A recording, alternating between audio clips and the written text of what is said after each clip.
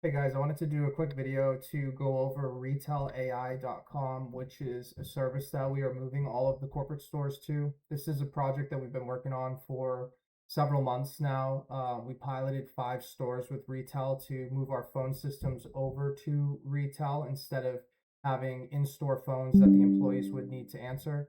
Um, we found after many months of working with our employees, as well as listening to the phone recordings, as well as just doing the due diligence needed to see if we were going to move forward with this type of system, that it works really well for our specific use case. It does not work well for everything. I think we're all starting to have AI more impactful in our lives, and there are places where it definitely does not help. For us specifically as a commoditized service, I believe that it does help. What we found was phone calls fall into 3 buckets, and it's nearly 90 to 95% of the calls are one of these 3 things, which is pricing, number one. Number two is store information like hours, directions, service offerings. And then the third one was trying to set appointments. Now, the remainder of the buckets was either complaints, uh, or questions about uh, the service, which I would put under complaints as well. But also there was a large amount of spam, and the spam calls as a percentage of calls was high, but as a percentage of time was very low, meaning that the employees would hear Google calling or whoever, and they would hang up very quickly. So it did not take up a lot of their time other than pulling them away from the service in the middle of doing the service. So that being said, some of you have reached out to me about this service, and I wanted to do a video on how it works and how we are going to implement it into all the stores. I'm going to show you the dashboard right now. The first thing you do is just sign up at retellai.com. Once you have signed up, you can go ahead and uh, by a phone number. Now, this was not something we did from a cost savings perspective, but it actually did ultimately save us money from our phone systems. The phones are $2 a month for the phone itself. And then depending on what AI you choose to use will determine the rest of it. So it's about 7 cents for a minute of talking. And we have found that it comes to less than $10 a month total between the $2 and then the actual phone calls. So you can go ahead and put your phone number in. So I'm in Maryland, I'll put in 240. I try to find the town that I'm actually in, and sometimes it takes a few tries to find it. So none of these are my town. I'm going to switch over to Telenix and it like refreshes it, and then I go back to Twilio. We use Twilio for 100% of ours. I'm looking for Rockville or Silver Spring. Kensington would work for where I'm at. You guys know your areas better than anyone, so you know what would work and what wouldn't work. So you just keep kind of going back and forth until you find a number for your town, and you would just select it. It would lock it in. If you don't care about the town because you're not doing outbound calls, then you might be more concerned about the ease of the number. So you might be looking for something with like an easy last 4 digits, which is perfectly fine as well. So anyway, once you select the phone number, it will appear here in your phone number section. So these are the stores that we've already done: Fort Madison, Iowa; Avon, Ohio; East Moline, Illinois, so on and so forth. We actually also moved the corporate HQ over to it.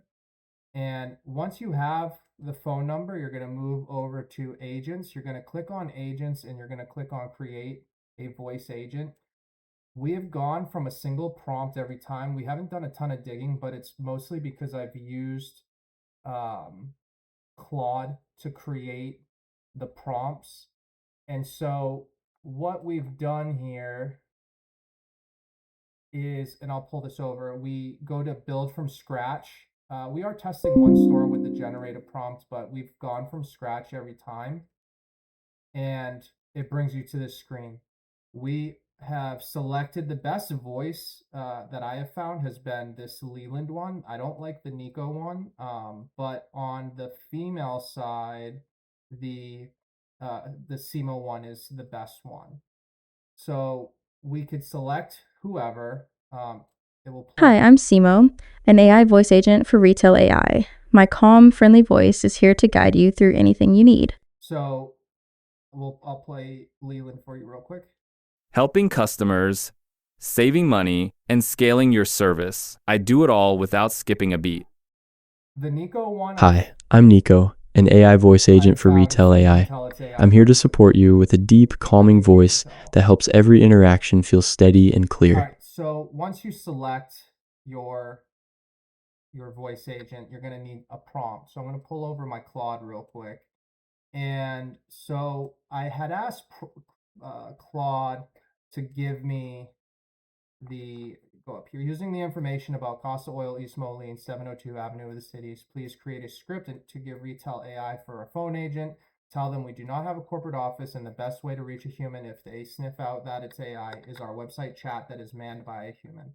All right, so then Claude goes to work looking for all the information, and then it will create this prompt right here. And it will give you a really nice prompt that you can copy and paste directly into this right here.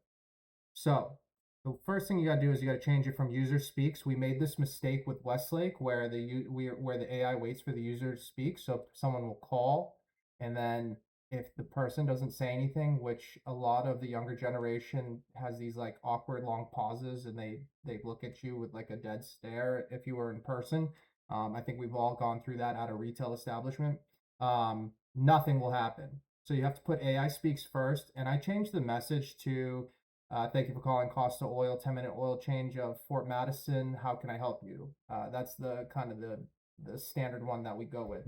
So after you have created the agent and you press publish, you'll have that agent. Now we have all these different agents that are tailored to the specific store. So as you can see, we've used a bunch of different ones to kind of test them out. Then you have to go to your knowledge base. You have to add the knowledge base. And so the knowledge base is just things like if you have internal standard operating procedures, if you have your subdomain, if you have any kind of PDF that you want to train it on, you go ahead. So then you go to your phone number. Let's go to Fort Madison, and then we select the AI agent. All of your agents will show up here. So when you are in the agents, you have to name them after the town. Otherwise, it'll just be called a single prompt agent. Once you've added the agent, the number is live. So then what I have is the employees call the store number and try to learn it and try to teach it. And then after a little bit of that, the AI has an idea of how our business is modeled, what it's supposed to be, no appointments, the address, our hours, things like that. So when customers call, what we have found, because we hired a mystery shopper service to do it, we found that of 30 phone calls that were less than 2 minutes long, 25 of the mystery shoppers did not know that it was AI. They were pre-given the questions to ask, hours, pricing, things like that. And that ended up covering the vast majority of phone calls. So then after we felt comfortable and we actually made it live, the employees started to actually not have the phone in as their part of their day to day. So then as a follow-up, 3 months in, I started talking to the employees of the stores about how has it been since you haven't had to take phone calls. And they would say things such as, it's a huge relief. I feel like I have better focus. I'm not in the middle of pouring oil and then running over to pick up the phone for another Google spam call. I'm not in the middle of putting a filter on and having to be handed the phone because I'm the manager. It's things like that. And they said their overall and also, and this can't really be overstated, not that there should be a ton of complaints, but we all know that the retail sentiment right now is there's a lot of agitated people in the world right now. They also felt that not having to deal with those very tough conversations with unhappy customers helped with their morale as well.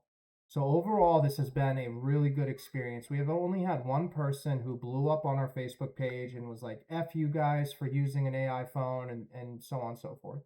And it has worked really well. It has helped out the employees, and it has helped us out in corporate with funneling the phone calls, because you can listen to the phone calls, you can read the chats and all that stuff. So I wanted to make this video so you can see how to make it, what prompts to use, etc. You can reiterate on it. You can make it as good as you want. You can add whatever level of detail that you want, and it's been incredibly helpful at both the store level and the corporate level. So I think there's way more positives to this than negatives, and everyone has their own personal preference, but for us, this is going to be the direction that we go. For some of the people that have sniffed it out and gone to Facebook, that have not been negative but have said, hey, we'd really like to talk to a person, we have responded on chat, or Deb has responded on Facebook chat or the website chat. Part of the reason we're able to provide our service at a price that others can't compete with is because we take these steps to focus on the things that we care about most, which is changing people's oil quickly.